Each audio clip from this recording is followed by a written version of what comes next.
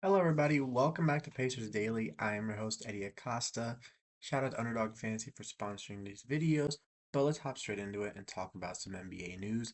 Now, first things first, Luka Doncic dropped 60 points in the Miami Heat last night. And the funny thing is, Adebayo post game said, I know what it's like to get in that groove, to just keep scoring. No disrespect to Adebayo at all, because that 83-point game was magical, was electric, was amazing to watch.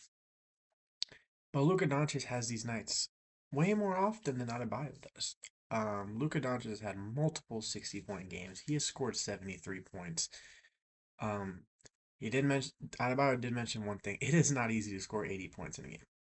That is actually ridiculous. And Lucas played 37 minutes, but he's 18 of 30, 9 of 17 from the three-point line, 15 and 19 from free throws, 5 steals, 7 rebounds, 3 assists.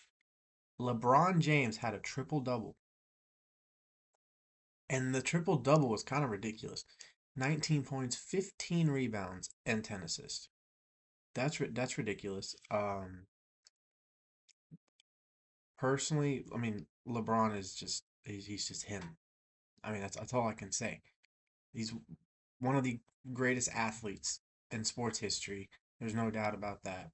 I know some people believe Jordan's a GOAT, some people believe LeBron's a GOAT. Maybe I'll make an episode explaining why I believe one of them is, because I do have my opinion on this. And I know Pacer fans won't be happy with my answer, but hey, I just analyze things a little differently than some other people do, and that's fine. Um, Last night was also a good night to be a rookie, as VJ Edgecombe, Raynaud, and Ace Bailey all had over 30 points in their respective games. Bailey had 33, 9, and 4. Edgecombe had 38 and 11. And Raynaud had 30 points and 4 rebounds. Harden turned back the clock, had 36 points and 9 assists. Josh Giddey had 9 points and 19 assists, so big game from Giddey, but they fell short against the Cleveland Cavaliers. Double double for Yabusele, 10 and 11. The Bulls have been very interesting. They pretty much traded the whole team, and now it's very, very, very interesting to see. Them playing right now with just a whole new roster from the beginning of the season. And the Hornets Magic game, Bane had 24, Banchero had 20, and then for Charlotte, Ball had 26 and 5 with 3 steals. Brandon Miller had 25 points. Kobe White had 27 off the bench, 5 threes, and Knepel had 17 with 4 threes. That was a big win for Charlotte. And then last but not least, Wembanyama had 34 points, 12 rebounds, 3 steals, and 1 block, and hit the game winner. This is the first time the Spurs have been in the playoffs in years. Very excited to see him in the playoffs. Actually, 52 and 18. That is pretty ridiculous. They right now sit at second place, right behind Oklahoma. If everything finished today, LA would be playing the Denver Nuggets, Minnesota would be playing the Rockets, and the plans would be Phoenix and Clippers, and Portland and Golden State. And on the East, Detroit and Boston sit 1 and 2, but Cade Cunningham's injury. Well, once again, rest up Cade Cunningham. That injury is just horrible to hear about. New York versus Atlanta, Cleveland versus Toronto, and then Orlando versus Miami, Philadelphia versus Charlotte. So Chicago would miss the playoffs at the moment. Now, the reason I'm talking about a lot of stuff that isn't um, Pacers is because, well, Pacers haven't played in a couple days, and they don't play today either. But let's talk about some games from March Madness, aka everyone watching. I know your bracket's busted because mine all are. I made 5. The best one I had, I think I have 3 games wrong. That's the best one I had, and a lot of it has to do with High Point beating Wisconsin. The TCU and Ohio State game, Ohio State losing that game, horrible play at the end of the game. Duke almost lost to Siena, but they ended up holding on. That would have been a very, very, very wild to see Duke go out like that, especially when I had them at least in the Final Four or Elite Eight in every bracket. I have them as champions in my main bracket. Vanderbilt beat McNeese State. Arkansas destroyed Hawaii.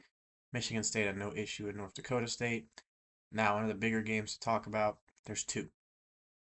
The reason I'm talking about one of them is because the player that I want to join the Pacers next year played in this game. But we're going to talk about VCU versus North Carolina. North Carolina choked. It was a 6 versus an 11. I only predicted VCU in like maybe one or two brackets, but North Carolina should have won this game and didn't. This was a big upset. Another big upset was the Texas A&M St. Mary's one. Now it's a 7-10, so it's not as big, but St. Mary's just looked like they weren't even a basketball team out there. They scored 50 points. Now the game I want to talk about. Well, first off, Georgia lost horribly to St. Louis, not even be in the tournament. But Texas beat BYU.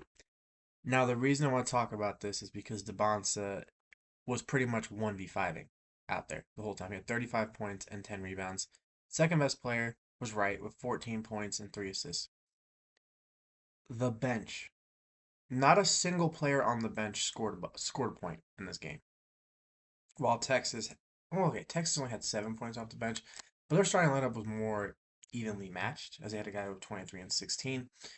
But the reason I was also other reason I was talking about this game is because not a single bracket that I put Texas over BYU because I had that much faith in DeBonsa and at least him having a little bit of help. But that was a bracket killer. And then Houston and Gonzaga taking care of business. That's a no brainer. It would have been interesting to see the Kennesaw State Gonzaga upset, but that probably wasn't going to happen. Buzzer beaters block parties are back, and underdog is the best place to get in all the action. Playing underdog is easy. Just choose where your favorite players can go higher or lower on stats like points, rebounds, steals, or more. Get your pick right, you're worth 5,000 times your cash. Now, we got a bunch of NBA today, and we're going to go with Brunson and Tatum. Now, Brunson, 24 and a half versus Brooklyn. Now, he's been in and out with different injuries, but we all know what he's capable of. I think he's going to go higher against Brooklyn. He might reach this by halftime, honestly, because of just how bad the Nets have been. And then Tatum, 21 and a half versus Memphis. Last time I said go over, he went over and pretty much did. Also, as I'm recording this, Chuck Norris just passed away. So rest in peace, Chuck Norris. That very, very random news. But rest in peace, Chuck Norris. Now, back to Jason Tatum. He's going to go higher than 21 and a half against Memphis. Memphis also is another team that doesn't really have a lot going on. But use promo code BasketballFan to score $75 in bonus entries when you play your first $5. Once again, that's promo code BasketballFan. Underdog. Make picks. Win money. Must be 18 plus. 19 plus in Alabama and Nebraska. 19 plus in Colorado for some games. 21 plus in Arizona, Massachusetts, and Virginia. And present in a state where Underdog Fantasy operates. Terms apply. See assets.underdogfantasy.com/play and get terms DFSTML for details. Offer not valid in Maryland, Michigan, New Jersey, New York, Ohio, and Pennsylvania. Concerned with your play? Call 1-800-GAMBLER or visit www.ncpgambling.org. In New York, call the 24/7 Hope line at 1-878 or text HOMI 467-369. All right, everybody, welcome back. Now, let's talk about the NBA again. Now, we play the Spurs tomorrow. And the reason I want to preview it today is because I don't record on the weekends. But game's at 8 o'clock in San Antonio. We will lose this game. And we have 7 players out. Well, at least game time decision. Now, Siakam still no timetable on his knee injury. This might be like he might just be out because there's no reason to rush him back unless he wants to be all NBA, but I just don't know if he's gonna be with how bad our team is. Obi Toppin, just rest him, in my opinion. Just rest anyone that's even remotely injured because we don't want to risk bigger injuries because any head injury or calf injury or foot injury can lead to something worse. Tricep injury, just heal that up. Took a week or two. Spurs literally have 2 people on the injury report, one of them being Stephon Castle, who Stephon Castle is probably the best second-year player in the league, averaging 16.5, 7 assists, and 5 rebounds a game, with also a steal. He's a dog. He's a baller. He knows his role on the team. He knows how to feed Wemby. Wemby himself is averaging 24, 11, and 3 blocks. Those are ridiculous stats for a third-year guy. I can see Wembanyama genuinely being MVP over the next, say, 2 seasons, maybe even 3.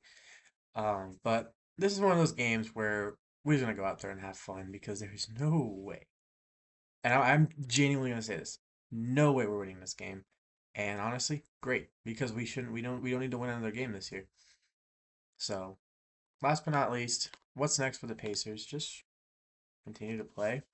Um, see what Jalen Slauson can continue to do, see what Kobe Brown can continue to do. Now, we traded for Kobe Brown, so he might genuinely stay on the team next year.